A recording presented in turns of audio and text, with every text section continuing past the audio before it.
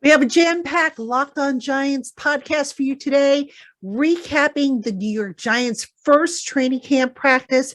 Plus, we're going to take a look at the injury situation and how the Giants are trying to keep everybody healthy. We've got observations from the practice, and we're going to talk about a particular line from our friends at BetOnline.net that I just don't see happening. So all that and more coming up on today's LockedOn Giants podcast. You are Locked On Giants, your daily New York Giants podcast. Part of the Locked On Podcast Network, your team every day.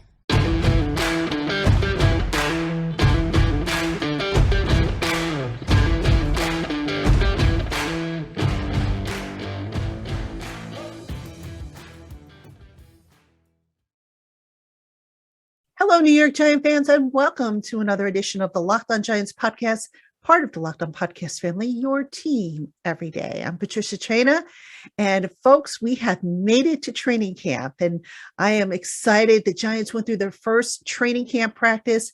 Lots to talk about on today's podcast. We're going to jump right in just a minute, but first, as always, let me thank you for making us your first listen of the day, or if watching on YouTube, your first watch of the day.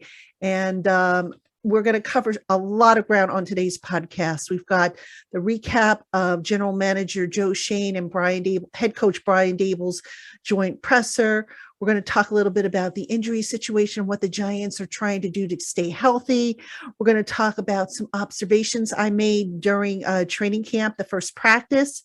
And then I've got to talk about this particular line from our friends at BetOnline.net, one of our sponsors, and something that they forecasted for the Giants. They actually have the Giants as being the odds-on favorite for something to happen that I just don't see happening. So all that is going to be on today's program. Happy to have you with us. As always, let us go right into the mix here because we've got a lot to cover. All right, we're going to start off with some thoughts from head coach Brian Daboll and general manager Joe Schoen's joint press conference that opened up training camp on Wednesday. Now, right off the bat, what was kind of interesting is, besides the fact that the two of them spoke at the same time, as opposed to, Schoen speaking separately from Daboll, is the two of them were quote unquote twinning. They had the same shirt on, Giants issued gear.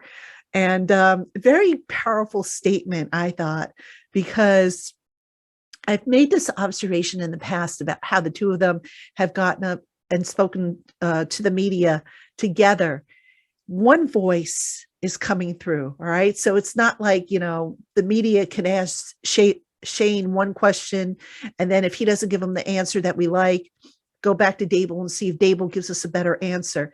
Everybody's on the same page, and it's really telling about the organization, because in the past, I don't think you could say that everybody was always on the same page. And, it was unfortunate, but Schoen and Daboll, they are truly hand in hand, if you will, step in step, however you want to put it. They are on the same page. They have the same vision. They have the same idea as to how they want to get there. And, I know it's still the honeymoon stage here. They haven't played a game. They haven't really undergone any kind of severe adversity, but I just get the feeling that they're going to be okay, that if something happens, if things don't quite go the way that people are hoping for, they are going to be okay and they're going to overcome it. I can't say that I felt that way all the time with previous coaching staffs and the previous regime at the top. So that thing right away jumped out at me. Now, there were many topics covered by Schoen and Daboll with the media. One of which I want to talk about is Daniel Jones. And, this was a question I know was on my mind, and it just so happens that somebody else beat me to the punch on asking this question.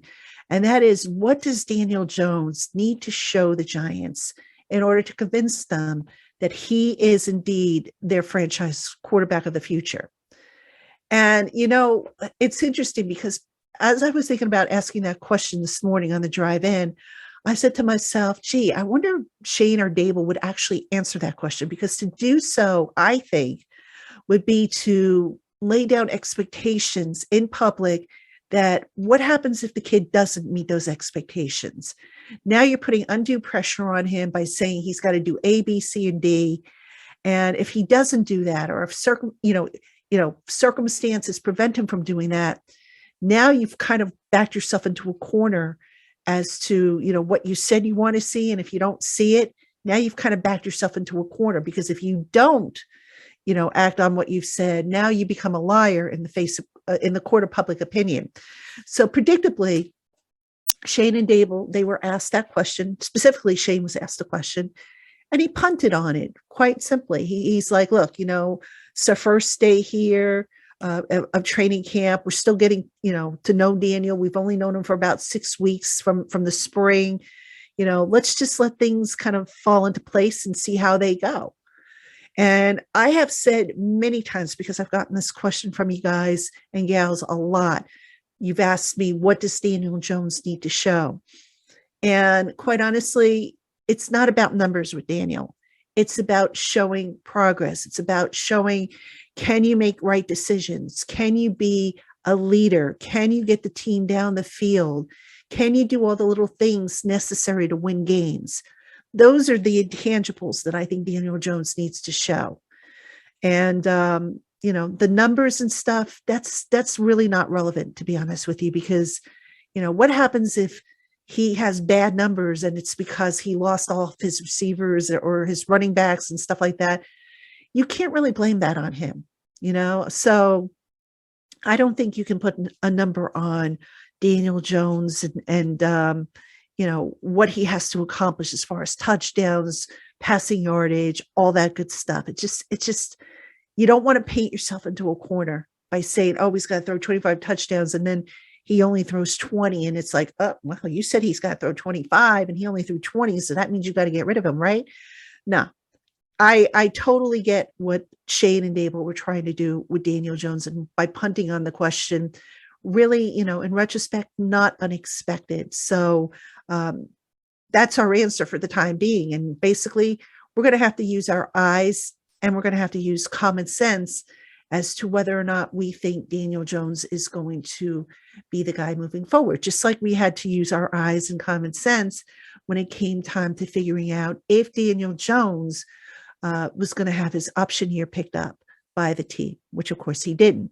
So that's kind of where things stand with Daniel Jones. And that was one of the big takeaways from the presser. I'm going to give you another one coming up in just a bit. The other thing, though, I want to just quick mention, I know a lot of you, or a couple of you might have asked this question here on the YouTube channel. Some of you asked about the Giants revamping of the front office, specifically the fact that they did not appoint a director of college scouting to replace Chris Pettit. And Joe Shane was asked about that, and he said that they interviewed about 3 or 4 people, all highly qualified, but for the time being, they're going to leave that position vacant. And they basically are going to have Dennis Hickey do some of that work. Dennis Hickey, I think, is the assistant director of pro personnel. And Brandon Brown, the assistant GM, is going to do some of that work. Tim McDonald is going to do some of that work. So basically, they're going to leave it open for the time being. And you can take that one or two ways, that maybe they didn't find the right candidate that they wanted, or perhaps the candidate that they really want, that is still under contract with another team, and they're just going to wait until that guy's contract expires before making a move. So right now, the position remains vacant. Doesn't mean that, the Giants are going to be any weaker in terms of personnel. The scouts are going to hit the road, pretty soon when college football practices start up. So we'll see what they're doing. But, I think you got to like the direction that Joe Shane is taking the front office after cleaning out some of the old guard, so to speak, and replacing them with more modern thinkers.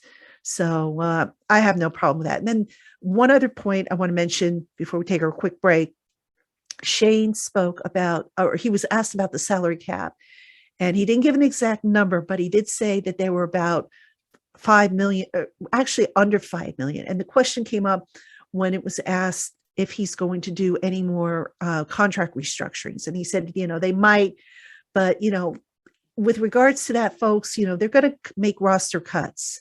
And some of the cuts are probably going to be veterans, and they're going to get back money from some of these contracts. So too soon to say before they have to do anything as far as like a Leonard Williams contract or any of those other contracts. Let's see what the roster cuts bring, and then they can figure out from there whether or not they need to clear more space to operate. But right now they're slightly under 5 million. They should be able to get through this summer with that, and then they'll just play it by ear. All right, coming up on the LockedOn Giants podcast, what are the Giants doing to stay healthy this coming season? I'm going to give you some insight on that right after this. All right, Giant fans, we have more coming up on today's LockedOn Giants podcast. But first, Built Bar is the protein bar that tastes like a candy bar, but without the calories and without the sugar. Most Built Bars contain about 130 calories, 4 grams of sugar, 4 net carbs, and 17 grams of protein, and they taste great. Built Bar offers 9 amazing flavors in nut and nut-free variety, plus a rotating limited time offering of different flavors that changes up every so many weeks. So head on over to BuiltBar.com and see what their current flavor lineup looks like, and use our special promo code LOCKED15 to save 15% off your first order. Again, that promo code is LOCKED15 for 15% off your first order at BuiltBar.com. All right, Giant fans, welcome back to the LockedOn Giants podcast, and a big welcome to all our new listeners, our new viewers on YouTube. For those of you who don't know who I am Patricia Traina. I have been covering the New York Giants now for, I want to say over 30 years. Yeah, it's been that long. And I'm not 21, folks. I'm not 21 years old. I know some of you have said that to me, and I appreciate those of you who have said that, but no. 21 is way past in the rearview mirror. But I have covered the Giants for over 30 years. So I am one of the more senior reporters on the beat. I'm also the author of Big 50, which the men and moments that made the New York Giants. You can see behind me the poster of the book cover. It's available on Amazon. And I've been covering the Giants for Locked On for, basically for the last 4 or 5 years since the Locked On Network started. And I also write over at Giants Country. So you can check out my written work at giantscountry.com, which is part of the Fan Nation Network, a SI.com affiliate. So that's a little bit about me. Again, glad to have everybody with me here, those of you who have been with me all along and those of you who are new. All right, in this segment, we're going to talk about what are some of the things the Giants are doing to stay healthy. Now, this is a big thing, folks. This is really big because, as you know, the Giants have been one of the most injured teams, not just last year where they led the league in injuries according to Man Games Loss. That just seems like every year injuries have been a problem. Now, here's what's interesting. You've got Brian Dable, who comes from Buffalo, the Buffalo Bills, and Joe Shane, who comes from the Buffalo Bills.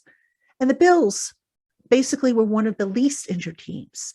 So what are some of the things that they have done to kind of, curtail the flow of injuries? And to backtrack a little bit, the Giants initially opened up camp. They had 4 guys on PUP. Daniel Bellinger, who, by the way, has just come off PUP. He came off PUP on Wednesday. Sterling Shepard, who you knew was going to be on PUP. Matt Peart, offensive lineman with the knee injury. And Nick Gates, offensive lineman with the broken leg. All 3 of those guys, Shepard, Gates, and Peart, were expected to be on PUP because they suffered late season injuries. And all 3 are making progress. Now, there is a good chance we will see Shepard at some point next year. Or, when I say next year, I mean this coming season, I should say.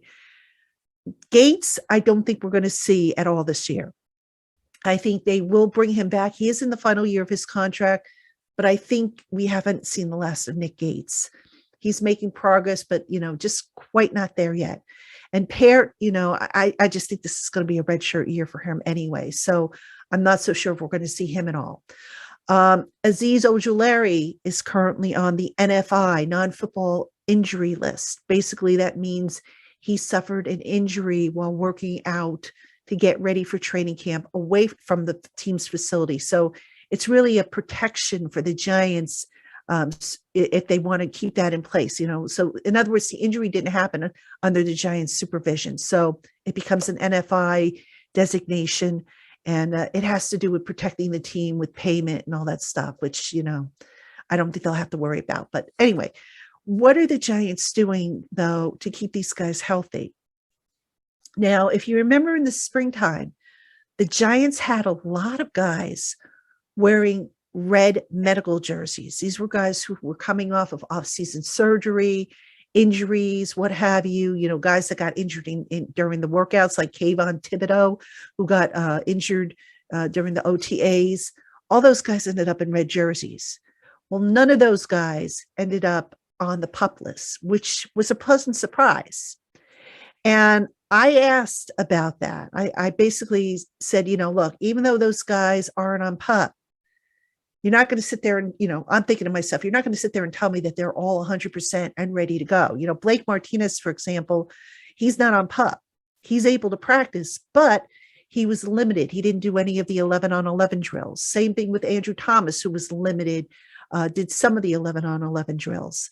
So what are they doing? What's the goal here? Well, injuries, folks, are going to happen. Football's a violent game, so you can't avoid broken bones and that sort of thing. But what's interesting about what the Giants are doing is, besides the fact that they are using the GPS data to monitor guys' workloads, which other staffs have done, they're not being overly cautious with guys. And by that, I mean, the thinking is if a guy can do certain things, let him do certain things rather than sit him out. All right. So, for example, let's take Martinez.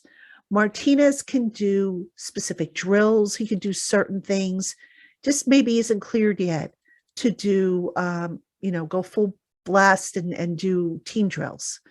So rather than sit him down and, maybe let other guys get opportunities, which, they do when it comes to the 11-on-11, get Martinez in there. Let him stay fresh. Let him keep working, because the worst thing I think that they could do is to take a guy, put him on the shelf for a few days or whatever, and now all that conditioning that he's done, he starts to lose some of it. It's kind of like if you've ever gone to the gym, and if you're, you go to the gym faithfully, and then you decide to take a week or 2 or 3 off, you're not quite going to pick up where you left off, no matter how strong you might be. You're going to have to dial it back and then, work your way up again. And then, hopefully, get back to where you were when you stopped going to the gym initially.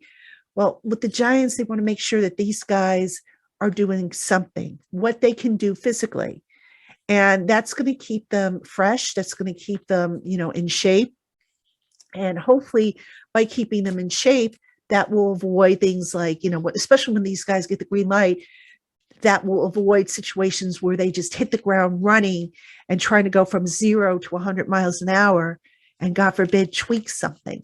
So it's kind of a neat approach. It's not unique per se, but it's neat in the sense that last year, I thought in training camp, the coaching staff was a little too conservative with some of these players that were coming off of injuries.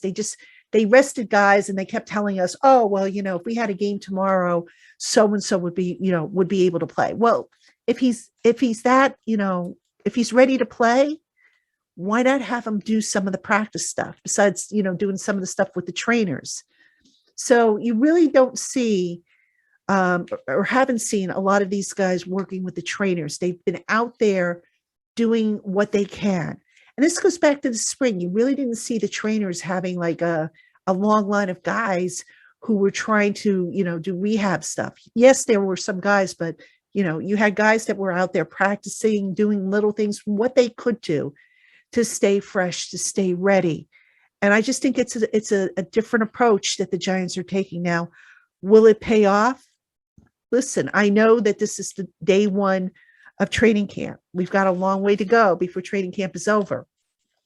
But I do like the philosophy behind it. I'm very curious to see if it cuts down on some of the injuries, specifically, the calves and the quads and the hamstrings and all that stuff. We'll see if that helps, because I believe that, if you keep yourself moving, even if you're limited, you know, for example, your foot hurts you, but you're catching passes, you're doing what you can. You're still going to keep your football skills sharp and fresh. And that's going to be important because you want these guys to hit the ground running when the time comes and they are totally green lit to do what they need to do. So that's, again, we'll see what happens with it. If the Giants can beat the injury bug, Lord knows they need to, because they have just been wrecked by injuries. But, the bottom line, folks, injuries are going to happen. Like I said, it's a violent game, broken bones, all that stuff. They're going to happen. Brian Dable is aware of that. He's realistic about it. The idea is to minimize some of the stuff, the pulled muscles, the ligaments, tears, all that, the soft tissue stuff. Try to minimize that as best as you can. And, the other thing the Giants are doing that they brought back, and I've mentioned this before, I'm sure, on the show, they brought back post-practice stretching. Why that went away under the last two coaching staffs, I have no idea. But it is important to stretch after you have done aerobic exercise. I think a lot of trainers will tell you that. A lot of, sports science people will tell you that, because it gives you an opportunity to, while your muscles are still warm, to stretch them out and get better flexibility. So the Giants have brought that back, and I'm glad to see that back. And we'll see if that makes a difference as well as the Giants move forward into the real dog days of August that are coming up next week. All right, folks, coming up next, we're going to have some observations from the first practice. And I'm going to talk about a line from our friends at BetOnline.net that have the Giants favored that I just don't get. I mean, maybe you'll get it when I talk about it, but I don't get it. So that's coming up right after this. All right, Giant fans, welcome back to the LockedOn Giants podcast. I am Patricia Traina. We're talking Giants Day 1. Practice 1 is in the books for training camp, which means we're here. We made it through the long summer break. And in this segment, I'm going to talk a little bit. I'm going to give you some observations, general observations, because the Giants, right now they're in the acclimation period, which means they're not in pads.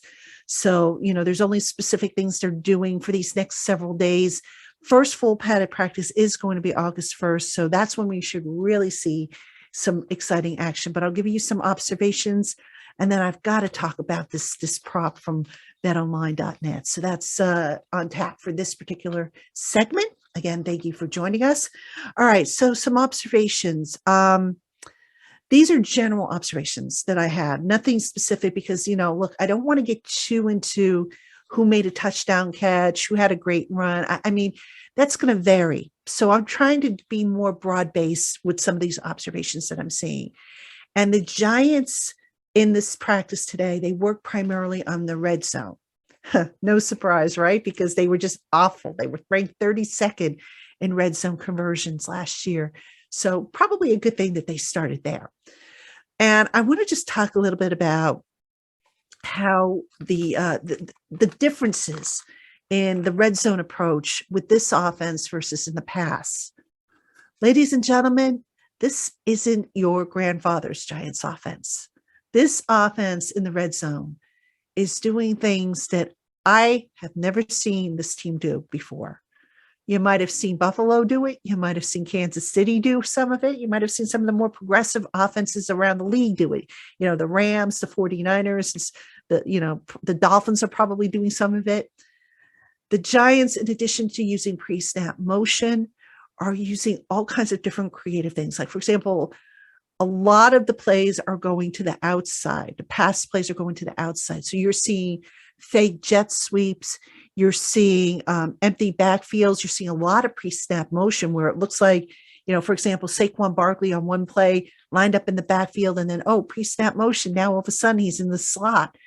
You see a lot of shifting and confusion being caused by this offense. And the defense is just like, okay, we got to adjust. And it becomes a chess match. So it's really going to help Daniel Jones and this offense, I think, with all this, shifting around and this pre-snap motion, all this stuff, going to make a difference. And there was one run, by the way, speaking of Daniel Jones, he ran the ball up the gut for a touchdown. And it was, how nice was it to see the offensive line? Now, again, there's no contact. So, let's temper the enthusiasm here, but it was so nice to see the blocking schemes or just how everything opened up. And there was such a gaping hole in the middle of the field for Daniel Jones to exploit, to go up, from the 5-yard line for the 5-yard touchdown run. So just so much creativity. I'm really excited to see this in motion, especially with the pads on, when these defensive players can get more physical and they can bump and run and they can tackle and do all that stuff. Right now, you really can't do that. So you do have to temper your enthusiasm a little bit, but the concepts that are being shown by the offense are just like, wow, stuff that I'm telling you, when you see it, you're going to be like, where has this been all our lives? That was my reaction. So that was one thing. Now, the other group I want to talk about, the cornerbacks, the young cornerbacks. Now, a lot of people are like, okay, the Giants cut James Bradbury. They had to cut him because of salary cap concerns. What are they going to do at cornerback? Well, folks, based on, the spring practices, based on this first practice, I become less and less concerned about the cornerback spot. All right. I saw, for example, I thought Aaron Robinson had a great practice. I thought he was one of the standouts. If you're asking me for standouts in the practice, he was pretty good. I thought Darnay Holmes had a great practice as well for the defense. These are guys, Robinson. Let me start with Robinson. Robinson obviously played slot a lot in college, and they are moving him to the outside, where the sideline has really been his friend. He's been taking great advantage of it, with forcing receivers to kind of turn around and boxing them in between the sideline and himself. And just to see Robinson with that length reach up and swat balls away, I think he's going to be okay on the outside there. I mean, he really, I don't know. I think he had like 2 or 3 pass breakups that I wrote down in my notebook, but I think they're going to be okay at that spot. I really do. Darnay Holmes, I want to talk about him because this is a guy that just seems like every year people are ready to write him off, because the Giants keep drafting over him.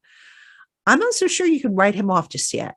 So far, and again, going back to what I've seen in the spring, what we were able to, what work he was able to do, because Holmes, remember, he was one of the red jersey guys. I'm not so sure that, we can say that Darnay Holmes isn't going to be on this team come September. This is a guy who has always played bigger than his size. He's not afraid to stick his hand in there. He's not afraid to get aggressive. Now, obviously, you can't get too aggressive because the pads aren't on and contact is not allowed right now. But within the rules, you see Darnay Holmes breaking up passes. He had a wonderful pass breakup on a pass that I think was thrown by Davis Webb. And he just, got in there and swatted it away. So I'm encouraged so far what I've seen from the young cornerbacks. And again, this goes back to the spring. And again, I know some of them were injured in red jerseys, but I'm encouraged so far by what I've seen. All right. Daniel Jones, let's talk about him. Daniel Jones, the whole thing with him is Brian Dable and Mike Kafka have to kind of deprogram Daniel Jones a little bit, because I think the last 2 years it was drilled into Daniel Jones's head, don't make a mistake. Be careful with the ball. Don't turn it over. Well, you see Daniel taking more and more chances and finding, that balance as to when to throw it, when not to throw it. And some of the passes he's threw during Wednesday's practice were just so beautifully placed. They were perfectly placed where only the receiver can get it. And, the other thing I saw that had me going, yes, he's on the right track, was he had some pressure on a couple of his passes. And rather than try to force it into a tight window or just put it up for grabs, he ate it or he spiked it, or threw it away. So again, it's that decision-making process, which I really believe is going to be one of the things that Shane and Dable are going to take a look at the end of the year when they assess whether or not Daniel Jones is their franchise quarterback moving forward. Let me talk a little bit about the defense some more. A lot of milling around, a lot of confusion being planned or staged by Wink Martindale and his guys. Boy, when the pads go on, it is going to be so fun to watch the offense versus the defense, because it's a matter of who's going to outsmart who.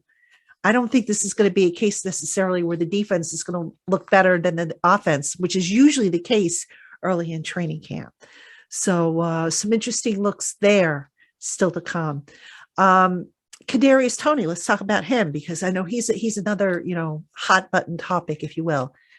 This is a kid who had off-season knee surgery, and there was concern, okay, what is he going to be able to give them?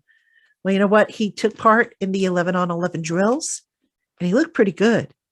He had a beautiful touchdown catch along the sideline, the corner of the end zone, I should say. And he had Aaron Robinson actually was in coverage. So I don't know how he came down with that ball, but he did. He looked pretty good at it. And that was just one of a few plays that he made, but that one was definitely a highlight reel. I think that one, you might be able to see that on Giants.com, as a matter of fact, but that was definitely a highlight reel. And just Cadarius Tony, just watching him looks a lot more comfortable, a lot more at ease. And it's, and why not? Because this offense, I think, is a better fit for what he does well. Because the coaching staff, remember, are trying to tailor some of their philosophies to the talent they have. And I don't think you could say that was always the case in the past. So I like what I see so far. I know it's just one day, it's not in pads, but I do think the Giants, there's a lot of promise. If they stay healthy, there is promise. And I do think that this team will be able to win more than 4 games that they won last year. All right. Now, before I end the show, I've got to talk about this line from betonline.net, because this drives me crazy. All right, disclaimer. I don't know how odds makers come up with, their forecasts. I don't know how they can say, it's a 3-to-1 chance of rain tomorrow. I don't understand it. I'll be the first to admit it. But recently, BetOnline, and you can, those of you watching on the YouTube channel, you can see the graphic here. They have the New York Giants as the favorite to land San Francisco 49ers quarterback Jimmy Garoppolo. Right? They have it at a plus 200. All right, ladies and gentlemen, I don't see this happening.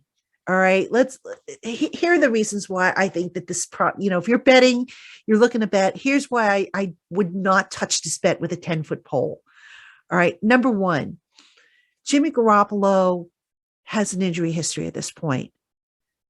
Number two, he has a very big cap hit that the Giants would have to absorb, and they would have to make room for. All right. This is a cap strap team. If nothing else, the finances aren't going to work. And don't tell me, oh, well, the Giants can restructure Jimmy Garoppolo and make him fit under the cap. No, it doesn't work that way, folks, because now you can tie up your cap for future years. So here's the thing. If you're, and number three, actually, let me give you one other reason why I don't think it's going to happen. You're going to have to give up draft assets. Why would you want to do that? All right. If you've got to give up draft assets, wouldn't it make more sense to get the quarterback that you want in the draft? Next year's draft is going to be very quarterback rich. Yes, the Giants might have to trade up to get what they want. But if you're going to make a trade, wouldn't it make sense to get a young guy who fits what the coaching staff wants to do, assuming, of course, Daniel Jones isn't back? Doesn't it make more sense to get a young guy on his rookie deal, let him, be groomed by Dable and Mike Kafka, and let him grow, kind of like what the Chiefs did with Pat Mahomes, kind of like what the Bengals did with Joe Burrow? It makes too much sense. I mean, Jimmy Garoppolo, he's going to be a fine addition for some team who's maybe a little closer to a playoff run. The Giants this year, I'm not convinced that they're going to make a playoff run. I think they're trying to evaluate what they have and get things aligned for next year. Well, next year, I think they're going to be, hopefully in a better position to make a playoff run. So to add Jimmy Garoppolo, I just don't see it happening. And I don't understand why BetOnline has the Giants as the favorite to land him. But hey, I guess somebody has to be the favorite, right? So, if you want my advice, and maybe I'm not the best person to be giving advice on betting, but I wouldn't take that bet. No way. I don't think the Giants even inquire about Jimmy Garoppolo. People will be like, well, what happens if there's an injury to Daniel Jones? Well, they've got Tyrod Taylor. And again, the goal right now, yes, you want to win games, you want to be competitive, but I don't think the Giants are thinking right now, oh, we're going to be a Super Bowl contender team. They got a long way to go before they reach that point. So, that's how I feel about it. But again, it's something to talk about. I thought it was interesting. And I want to thank our friends at betonline.net for actually putting those odds together. I think that's, it was pretty interesting, even though I totally disagree with their take on Garoppolo to the Giants being the favorite. So, all right, ladies and gentlemen, that is going to do it for this edition of the LockedOn Giants podcast. I hope you enjoyed the show. Keep it here all week and into the weekend. We will bring you training camp updates, more thoughts, everything you need to know about Giants training camp. And also, we're going to bring back Twitter Tuesday. So at some point, I'd like to do a mailbag. I don't know if it'll actually be on a Tuesday, but if you have questions for me, you know what to do. Send them to me on Twitter at Patricia_Traina. You can also, if you're on YouTube, you can post them in the comments in the community section. You can email them to me. All this information is in the show notes. So check it out and get your questions to me. And when I have enough, I'll just do a mailbag and answer your questions. So again, thank you for making us your first listen of the day, or watching on YouTube your first watch of the day. We will be back with you tomorrow, Giants fans, with more from New York Giants training camp.